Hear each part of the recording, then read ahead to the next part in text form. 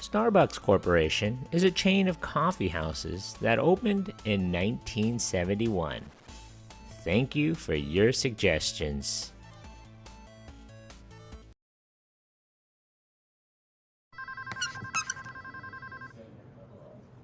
Hey, where are you off to? Boss is taking me out to lunch for now on that presentation. Ouch. Sucks to be you. Have fun getting glared at for an hour. You a little jealous? Jealous? I don't think so, Purple Tie. Looks like I got a free lunch myself. Okay, ladies, thank you for coming today.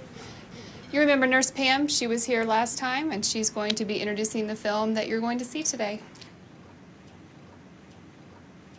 We're going to start the film right where we left it off last time.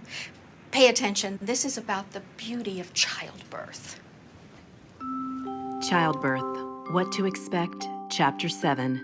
Delivery. Good. You're doing good, honey. Just a little further. 1, 2, Push a little more. 3, Nice. 4, Good. 5, Almost there. 6, push. Good. We're doing great. Hold on my hand. I need you to lift your legs up just a little further. Push. There you go. That's just about to crown. You're doing so great.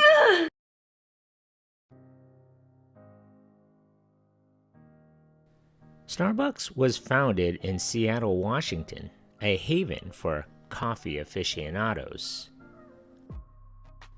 The city was noted for its coffee before World War II, but the quality of its coffee had declined so much by the late 1960s that resident Gordon Bowker made pilgrimages to Vancouver, British Columbia to buy his coffee beans there. His point of reference for the beverage was dark, delicious coffee he had discovered in Italy. Soon Bowker, then a writer for Seattle Magazine, was making runs for friends as well. When Seattle folded, two of Bowker's friends, Jerry Baldwin, an English teacher, and Zev Siegel, a history teacher, also happened to be seeking new ventures. The three banded together and literally built their first store. They raised $1,350 apiece, borrowed another $5,000, and picked the name Starbucks for the punchy st sound and its reference to the coffee-loving first mate in Moby Dick, and then designed a two-tailed siren for a logo and set out to learn about coffee. The coffee shop was located at Seattle's Pike Place Market. The shop sold coffee beans, tea, spices, coffee machines, and accessories. Siegel went to Berkeley, California to learn from a Dutchman, Alfred Peet, who ran Peet's Coffee, which had been a legend among coffee drinkers since 1966. Peet's approach to coffee beans became the cornerstone for Starbucks' reputation. High-grade Arabica beans roasted to a dark extreme by a trained perfectionist roaster. Starbucks bought its coffee from Peet's for its first 9 months, giving away cups of coffee to hook customers. The plan worked, and by 1972, the three founders had opened a second store in University Village and invested in a Probat roaster. Baldwin became the young company's first roaster. Within its first decade, Starbucks had opened stores in Bellevue, Capitol Hill, and University Way. By 1982, the original entrepreneurs had a solid retail business of 5 stores, a small roasting facility, and a wholesale business that sold coffee, primarily to local restaurants. The first of the company's growth versus ethos challenge came at this stage. How does one maintain a near fanatical dedication to freshness and wholesale? Starbucks insisted that the shelf life of coffee is less than 14 days after roasting. As a result, they donated all 8-day coffee to charity. In 1982, Starbucks hired Howard Schultz to manage the company's retail sales and marketing. Schultz took a buying trip to Italy, where another revelation took place. Wandering the piazzas of Milan, Schultz was captivated by the culture of coffee and the romance of Italian coffee bars. Milan had about 1,700 espresso bars, which was a third center for Italians after work and home. Schultz returned home determined to bring Italian coffee bars to the United States, but found his bosses reluctant, being still more dedicated to retailing coffee. Schultz would leave the company to start his own coffee chain. 1983, Starbucks bought Peet's Coffee, which had by then become a 5-store operation itself. By the mid-1980s, Starbucks was encountering frustration. The wholesale market had been reconfigured by the popularity of flavored coffees, which Starbucks resolutely refused to produce. The founders were also seeking to pursue other ventures as well. In 1986, Schultz approached his old colleagues with an attractive offer. How about $4 million for the 6-unit Starbucks chain? They sold. In 1987, the company became Starbucks Corporation and prepared to go national. In August of 1987, Starbucks Corporation had 11 stores and fewer than 100 employees. In October of that year, it opened its first store in Chicago. By 1989, there were 9 Chicago Starbucks where employees trained by Seattle managers served coffee roasted in the Seattle plant. Their methods were costly, using high-grade Arabica beans and expensive dark roasting, while suffering the financial consequences of snubbing the supermarket and wholesale markets. Nevertheless, Starbucks markets were growing rapidly. Sales of the specialty coffee in the United States grew from $50 million in 1983 to $500 million 5 years later. In 1988, Starbucks introduced a mail-order catalog, and by the end of that year, the company was serving mail-order customers in every state and operating a total of 33 stores. Starbucks also developed a reputation for treating its employees well. In 1991, it became the first privately held company in history to establish an employee stock option program that included part-timers. Starbucks also offered health and dental benefits to both full and part-time employees. As a result, the company had a turnover rate that was very low for the food service industry.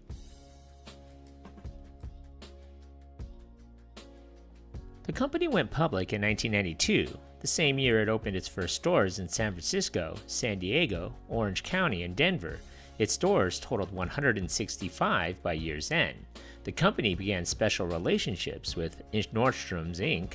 and Barnes & Noble, offering coffee to shoppers at both chains. Starbucks' first East Coast store opened in 1993 in a premier location in Washington, D.C. The chain had 275 stores by the end of 1993 and 425 by 1994. Starbucks broke into the important new markets in 1994, including Minneapolis, Boston, New York, Atlanta, Dallas, and Houston, and purchased the Coffee Connection, a 23-store rival based in Boston, for $23 million, making it a wholly owned subsidiary. Perhaps the most significant part of this acquisition was the fact that the chain, which was founded by George Howell, was also the birthplace of still yet another industry-altering innovation, the Frappuccino. The trademarked blend of espresso, milk, ice, and sugar debuted in 1992. Starbucks also announced a partnership with Pepsi-Cola to develop a new ready-to-drink coffee beverage. After Starbucks debuted a frozen coffee drink called the Frappuccino in its stores in the summer of 1995, resulting in a sales bonanza, the partnership with Pepsi began rolling out a bottled version in grocery, convenience, and drug stores the following year. Starbucks began supplying coffee for United Airlines and launched a line of Starbucks compilation music CDs, which were sold in its coffeehouses. In 1997, Starbucks continued to expand across the country and internationally, helping the total number of units reach an astounding 1,412 by year's end.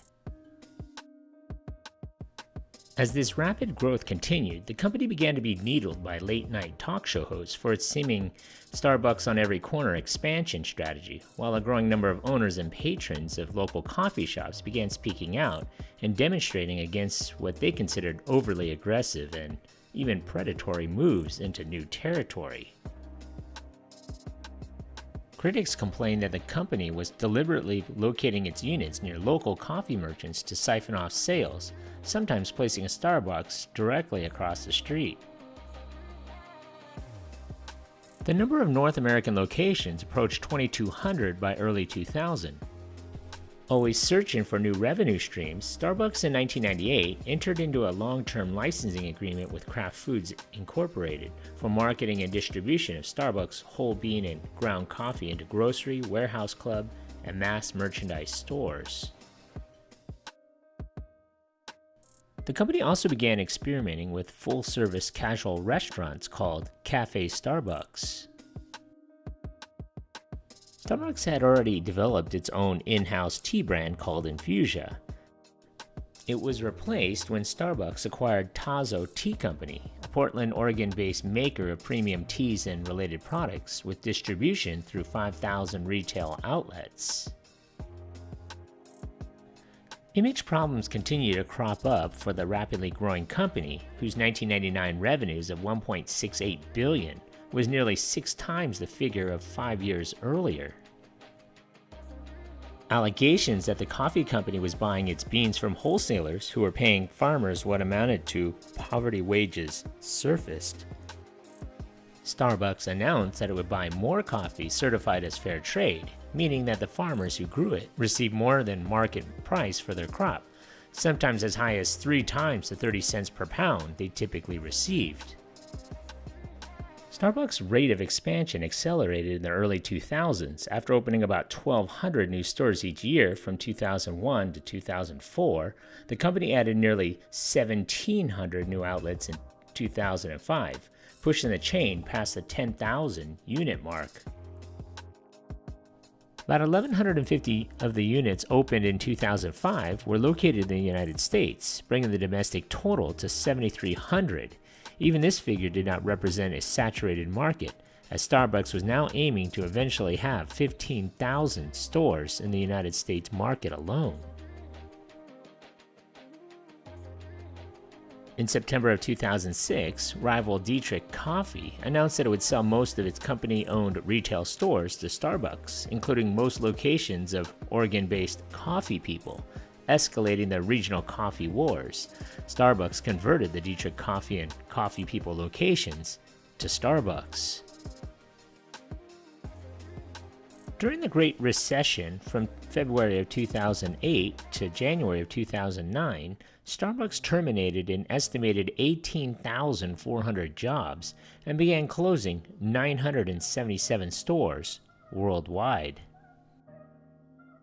On June 25, 2013, Starbucks began to post calorie counts on menus for drinks and pastries in all of its U.S. stores.